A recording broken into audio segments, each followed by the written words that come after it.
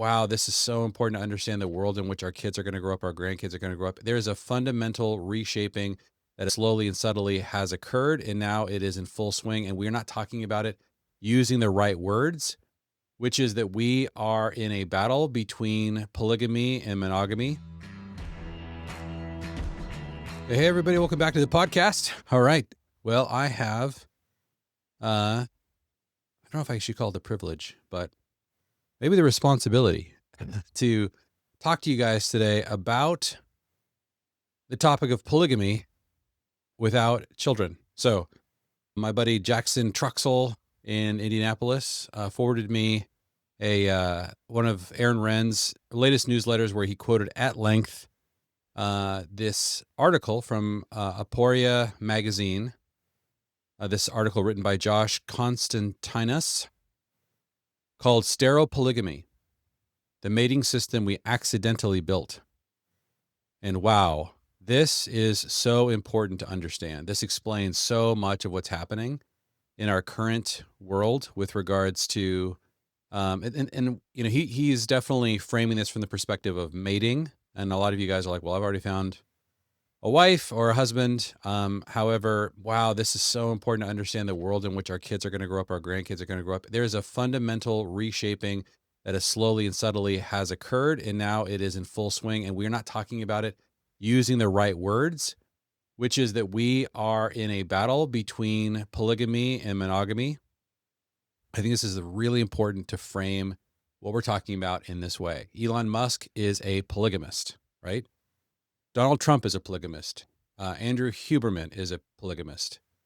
So many high status men are openly embracing polygamy. Everybody knows that Andrew Tate is a polygamist, but when we have made a decision to say, and this is in the dating world now, hey, if you can or want to just use and consume relationships with the opposite sex, particularly high status men with as many women as you would like, and we, for some reason, don't see that as a violation of monogamy. So basically, if you could just either have divorces or, you know, have dating relationships, in many of these men's case, multiple dating relationships where you just have them kind of separated from each other so they don't find out, or maybe they do find out. It's not a big deal. Wow, this is totally reshaping the way people are thinking about sexuality, about family. And I think it's really important for us to dive into how this happened and to talk a little bit more detailed about the implications. But I think it's important to take a step back and say, we now live in a culture that is hurtling towards polygamy. And when we have these conversations about sexual freedom and the throwing off of all of the biblical ideas about sexual ethics, polygamy is the automatic result. Eventually, you will get to polygamy, and that is what's occurring, and that's where we're headed. All right, so this is how Josh frames this in his article. You may not have noticed, but we've invented a new mating system.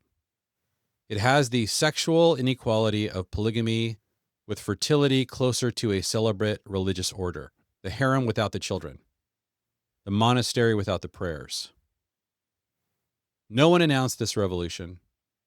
There was no manifesto, no movement, no moment.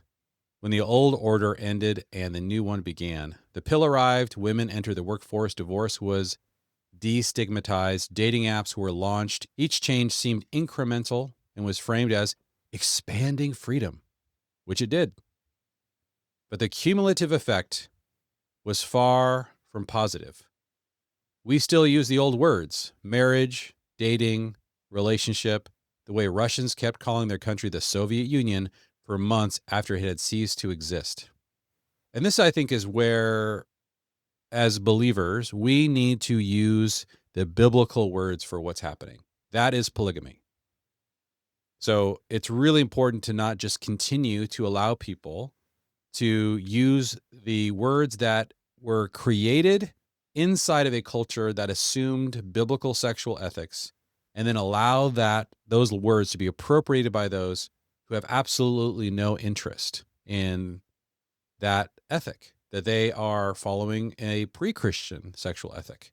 And there were words that came along with those ideas, words that today do not have great connotations because there's still a residual Christian morality that people are swimming in. And that's why I think it's important for us to call out what's happening. In the 2000 film Pride and Prejudice, Charlotte Lucas defends her decision to marry the buffoonish Mr. Collins. Not all of us can afford to be romantic. I'm 27 years old. I have no money and no prospects. I'm already a burden to my parents, and I'm frightened. So don't judge me, Lizzie. Don't you dare judge me. This sentiment feels alien today. A 27-year-old woman frightened about her marriage prospects? The desperation of Charlotte Lucas belongs to a world so distant, it might as well be fantasy. So in the world of Pride and Prejudice, in this world that Jane Austen was saturated in, where Christian sexual ethics were completely assumed, there was a certain drive towards marriage, and that did cause problems. And a lot of what she's describing in the situation that Charlotte Lucas found herself in was common, because there was what was called enforced monogamy. In other words, a culture that believed that monogamy was the only upright way to approach marriage and sex, and that has changed. These pressures existed until yesterday, historically speaking, and not only for women. As late as the 1950s, an unmarried man would be passed over for promotion. Such a man was seen as unstable, unserious. An unmarried man was considered unstable, unserious. Then there was the most powerful incentive of all, sex. For most of history, premarital sex was genuinely difficult to obtain. Women who had it faced social ruin. Men who wanted regular access had one reliable path: marriage. Women traded sexual access for commitment. Men traded commitment for sexual access. Neither side could easily defect. That was the world I believe God created. God created a world in which there was parity between men and women. But as he says, the pill broke the incentives driving these cultural institutions. Now, sex could be reliably separated from reproduction. The downstream cultural attitudes survived mostly for another generation or so. They are now passing away. And that's the moment we found ourselves in. The problem is that when the pill came, it came within a world saturated in Christian sexual ethics. And it takes generations to completely unmake that. And that's what we're seeing emerge now. Marriage has become optional in a way it never was before. This is genuine progress. I wouldn't suggest returning to a world where women needed husbands to survive. The freedoms are real and worth having. So this is a caveat people always make. This is where I really wish we could be more clear and maybe more honest about the fact that when we say these things, when we say equality, perceived gender equality is more important than family, more important than marriage, and more important than biblical sexual ethics, which he is saying in this paragraph. That is what ushers in everything that he's bemoaning in this essay. Hey, it's Jeremy. If you love your family, but feel like you're drifting, always busy, rarely aligned, we made something to help. It's a free course called 5 Days to Transform Your Family into a Team. It's 5 short emails that walk you through how to bring shared vision, rhythms, and purpose back into your home. It's simple, biblical, and practical. You can join us for free at familyteams.com/transform. A system can be freer and also more fragile. The question isn't whether the old constraints were good, it's whether the new equilibrium can sustain itself. No, the question is whether the old constraints were good. That is a good question to ask. You're not going to get back to why this happened to the root problem if you're not willing to face that problem. So a lot of people, like, as what Josh is doing in this essay, he's able to articulate very well the root causes, but man, everyone hedges, because of course freedom and equality are the number one values of our society, and things like love, marriage, commitment, covenant, loyalty, these are all lesser values, and so we always have to make these caveats. Unfortunately, I totally wish that this wasn't done, but that's how these are framed. Compare Charlotte to a woman writing in Time magazine in 2019. She's a surgeon, 38 years old, sitting in a fertility clinic for an egg freezing consultation. Quote, "I have prioritized my career over my personal life," she writes, "and when I was younger, this trade-off felt worth it." She'd spent her 20s and early 30s in training. Now multiple doctors have told her the same thing. She waited too long. Her chances of having a biological child are pretty low. Charlotte Lucas was frightened at 27 because she had to marry. The surgeon is frightened at 38 because she didn't. 2 centuries apart came fear, opposite causes. We solved Charlotte's problem. We created the surgeons. Oof. We solved Charlotte's problem. No, we didn't really solve Charlotte's problem, unfortunately. We just created the surgeons. We created a new problem. The world that Charlotte Lucas lived in was not one where there was no prospect. She didn't have to marry Mr. Collins, but there was pressure. There was a reason to settle at some point in your life. And we're telling people never do that. And I think this isn't actually solving any problems. The surgeon's dilemma is a symptom, not the disease. Something structural has shifted. Something driving the sexlessness epidemic, the gender wars, the ideological chasm now splitting young men and women into opposite political tribes, the collapse in fertility that mathematically ends a society. We built a new mating system, but we didn't realize what it would cost.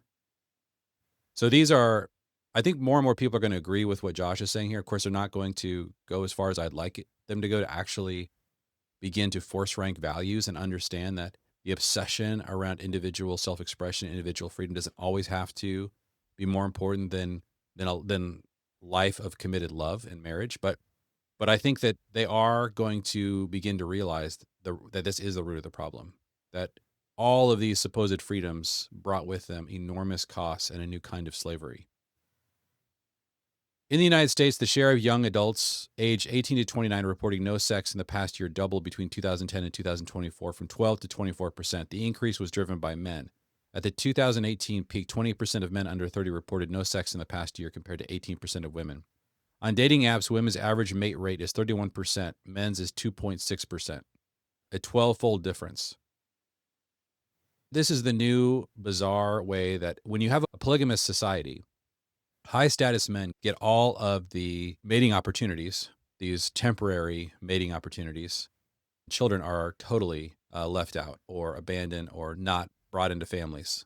Fertility just crashes. I mean, think about what he's saying here. On dating apps, women's average match rate is 31%, men is 2.6%. 2.6%, a 12-fold difference. The most desirable men receiving overwhelming attention while the majority receive almost nothing.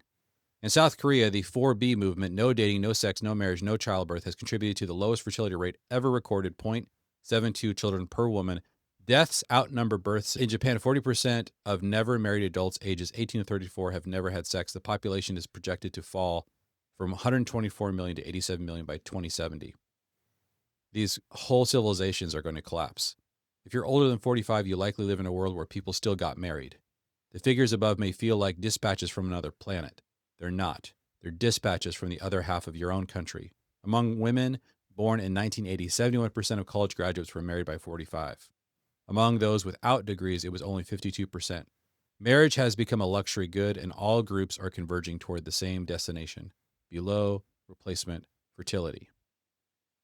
He then goes on to talk about the delay that destroys fertility, a lot of these things. But I think the thing that I really wanted to emphasize and just kind of like signal is that we need to be framing this as a cultural battle between polygamy and monogamy and trying to destigmatize divorce, destigmatize sex before marriage, destigmatize the default decision towards family planning and ubiquitous contraception, having as small families as you can in order to keep your lifestyle as maximally self-centered as possible. These decisions that are considered completely morally positive now by our culture are going to lead to rampant polygamy by high status men, and it's going to destroy and unmake so many different cultures. And you guys, when Jesus says we are the salt of the earth, we are the light of the world, he's saying the way that, and this is how Christians remade a polygamous culture in the first and second century within the Roman world. We began to see that as they lived out a different kind of lifestyle in front of a world that was so wrought with these kinds of ideas about sex and marriage, they were able to demonstrate a very, very different kind of lifestyle, one that leads to flourishing. And we're going to get that opportunity again, but we're going to have to get really honest about what we call these things. Polygamy is back. It is being emphasized, and it is being actually Instead of being stigmatized, it's being celebrated, and it will be celebrated increasingly in the future, particularly by high status men and by women who are deeply deceived about the nature of femininity. And we're going to need to live out a contrasting worldview in front of a world that is going to be increasingly unraveling around us.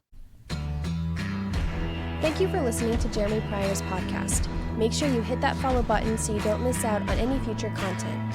Follow Jeremy on Twitter and Instagram, as well as his Substack blog, all linked in the description. See you next time.